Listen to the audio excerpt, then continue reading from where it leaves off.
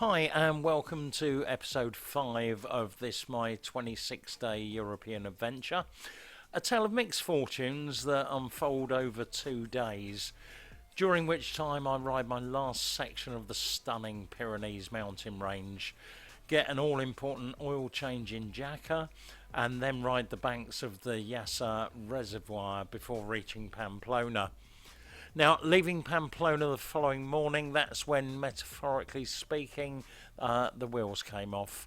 And that just happened to be Friday the 13th.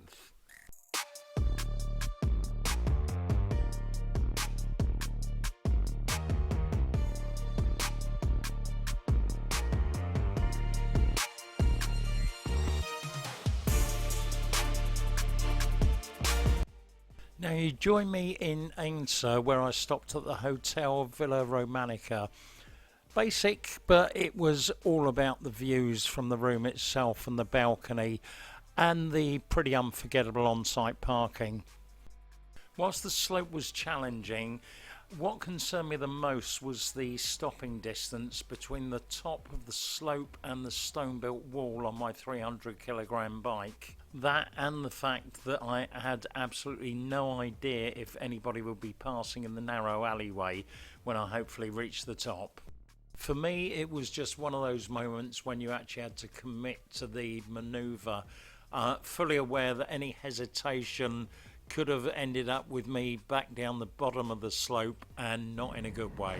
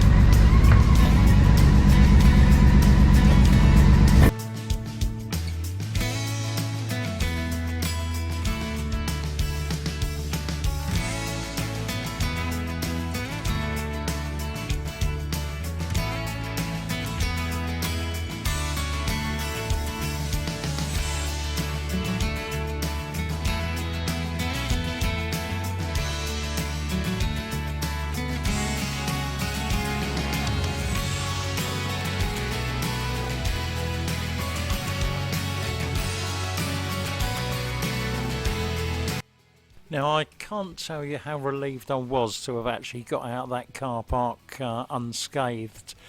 It did actually create me a bit of a sleepless night the night before. That, along with the fact that the oil change really was needed at this point. I'd looked again on Google the night before, and there were 1 or 2 garages in Ainsa that may have been able to do the oil change, but plenty more in Jaca. So it was Jaca was going to be my next destination, and that's where I was going to try and get my oil change sorted.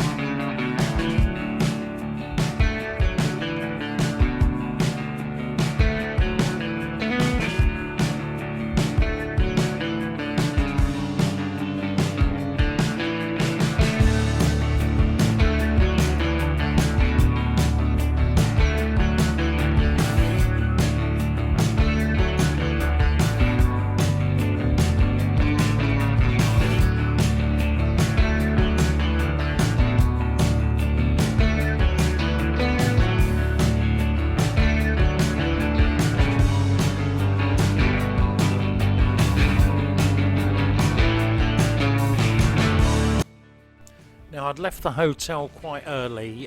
It was about 7:15 in the morning. And I just really, as I say, hadn't slept well the night before. Needed to get that oil change sorted and also get out of that car park. It was a little bit fresh on the ride, bearing in mind that I'd arrived and it was probably around about 36 degrees.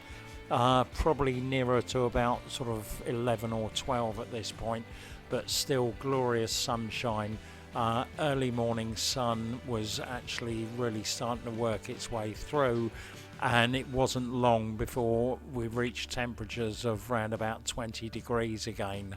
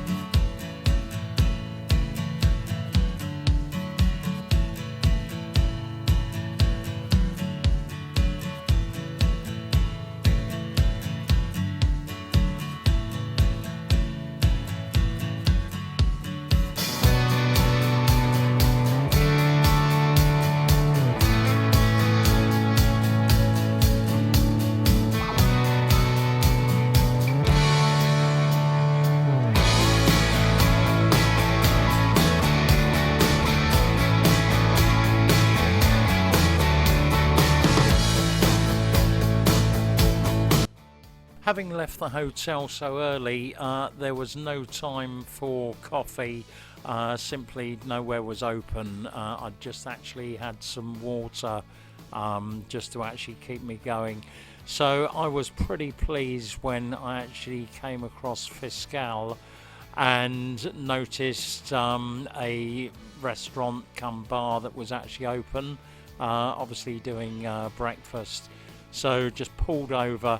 From the front looks pretty innocuous, but the view from the back was absolutely stunning.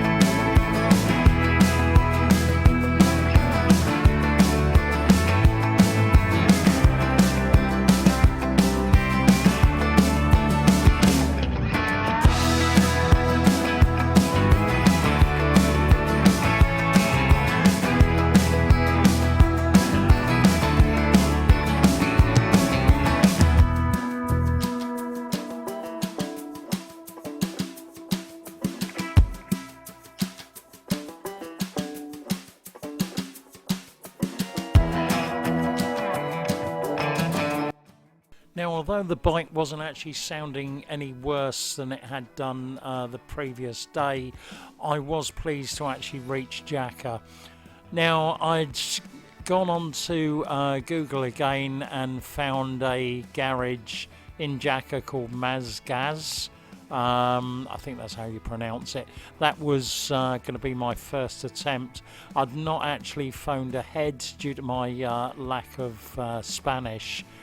When I actually arrived, the chap who actually ran the place obviously didn't speak a word of English, but fortunately one of the apprentices, he looked about 12, was able to speak at least a little bit of English. Now, initially I thought they said they could get it done by about 1:30 the following day, which really did start to concern me. Obviously I was picking Rose up in just 2 days' time and still had to get to Bilbao. Anyway, when I started talking about hotels for the night, he soon corrected me. No, he was going to have it done by 1 o'clock that same day. Quite incredible. So with a few hours to spare, I actually walked down into Jaca. Yeah, pretty much as you'd expect, quite a busy town or city. Managed to find a coffee stop and then did the obligatory church. Again, looked very unassuming from the outside, but as with most churches in Spain, absolutely glorious when you got back in. I then received a telephone call to let me know the bike was actually ready, so it was hightail back to Mazgaz. Cost-wise, was just shy of about €200, but money well spent, just to give me peace of mind that at least I had some fresh oil inside the bike, and that hopefully the rest of the trip will be running smoothly.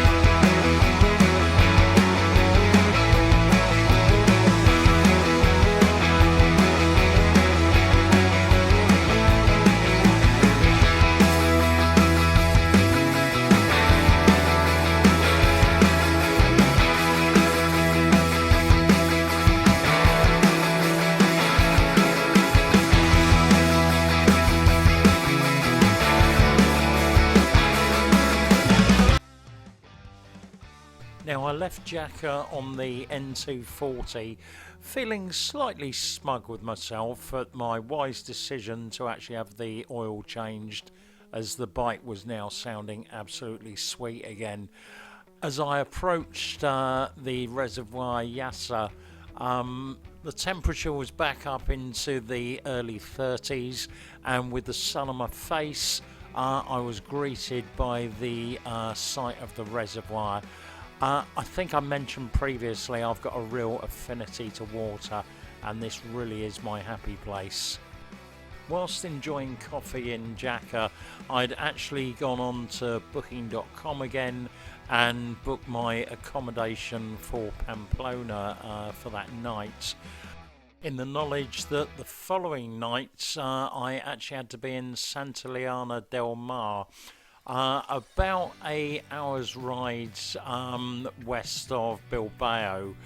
Now, Rose and I were going to be stopping back at that same hotel on her first night, so the idea was get there the night before, get myself settled in, get to know the town a little bit, and just find some restaurants so we could actually enjoy our first night together.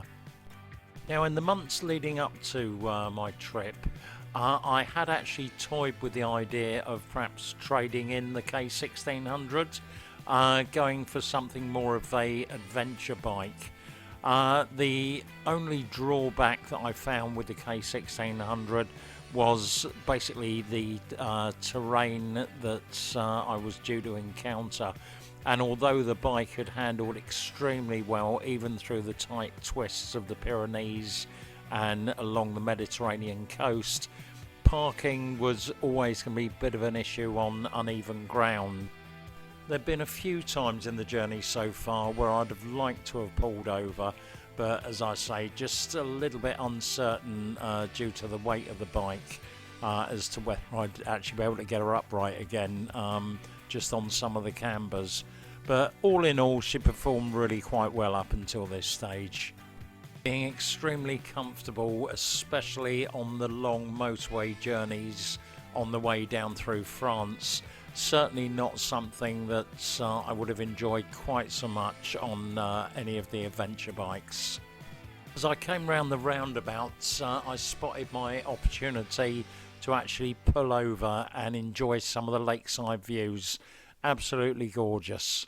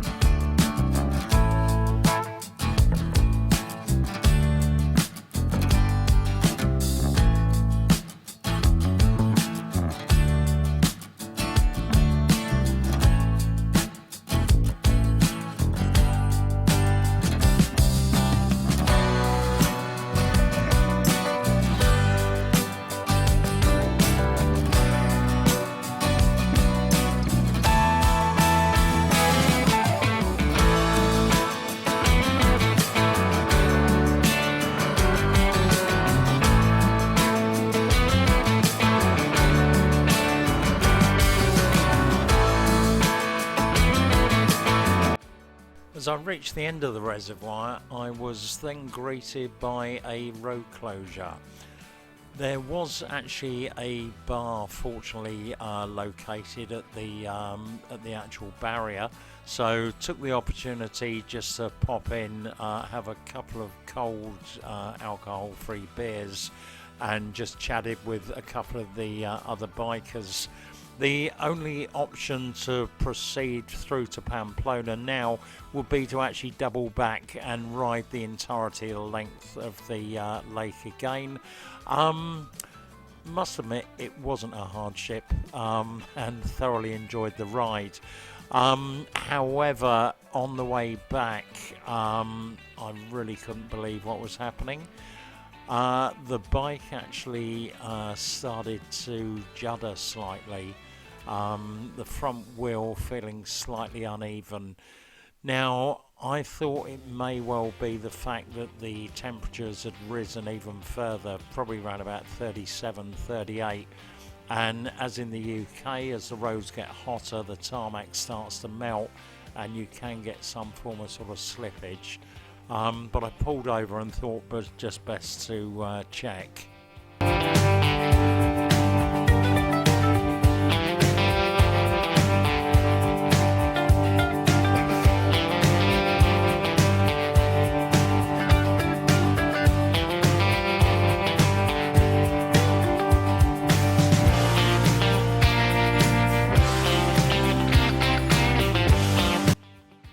At the time, I think I managed to actually convince myself that, yeah, that's what it really must be, just that tarmac melting. So having just taken a moment, I then actually got back onto the bike and managed to make my way across to Pamplona.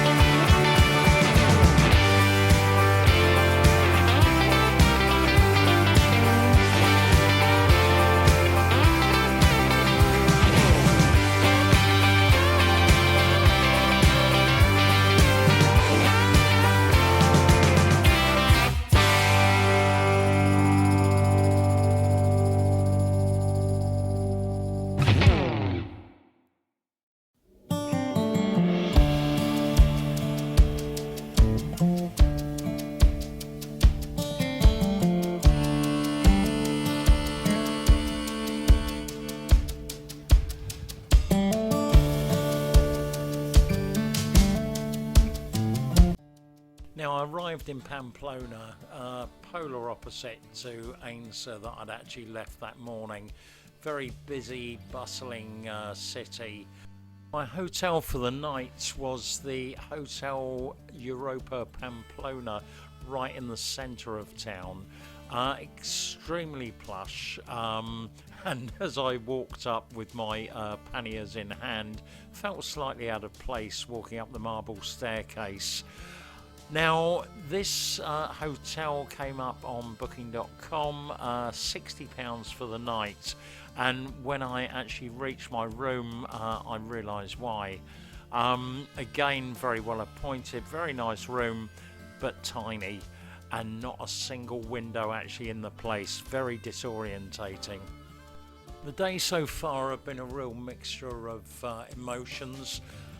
The elation of getting out of the car park in Ainsa, to be followed then by the joy of actually having that oil change, the bike running extremely smoothly, and some fantastic roads that I'd actually ridden from Ainsa on my route to Pamplona. However, it was still in the back of my mind, that wobble with the front wheel, and yeah, if I'm honest with myself, I knew that that was an issue that would need to be resolved. I'm willing to accept defeat, and somehow believing that perhaps the wobble would have fixed itself overnight, I set my sat-nav for Santillana del Mar and set off from Pamplona quite early the following morning. That said, the night before I had taken the time to dig out my roadside assistance cover, just really waiting for the inevitable.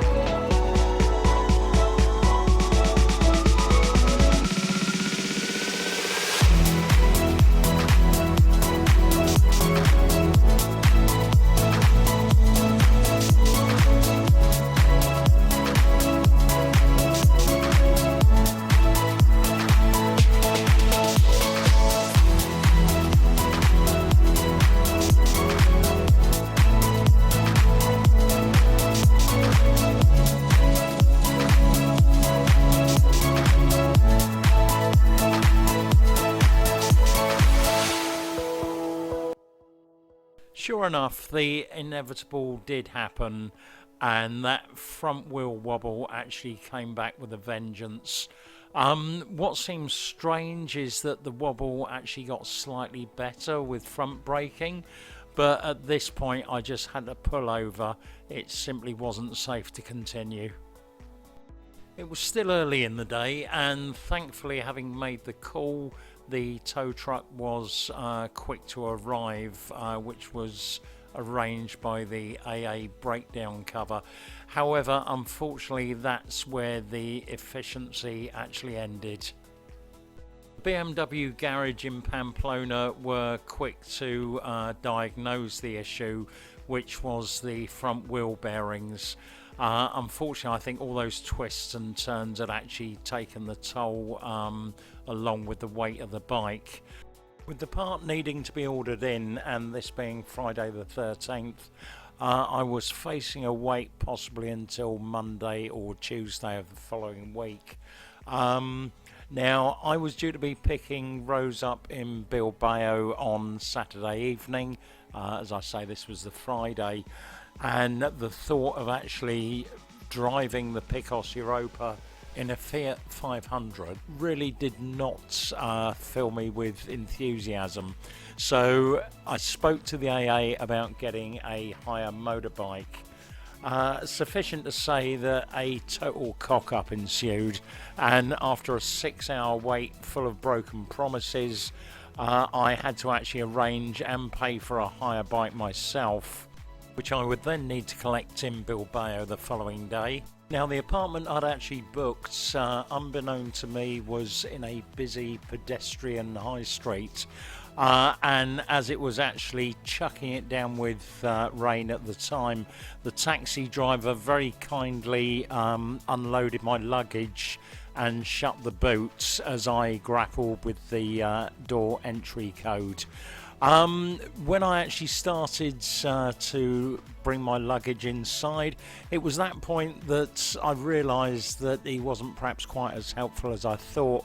He'd shut the boot and driven off with my laptop. Still, it could have been worse. He could have taken my document case, which contained my passport, V5 registration document, and all the memory cards of my trip so far. Undeterred and putting a lid on the whole sorry episode, I then went out into Pamplona and found a restaurant that serves some fantastic spare ribs before actually returning back and getting a good night's sleep. So there ends episode 5.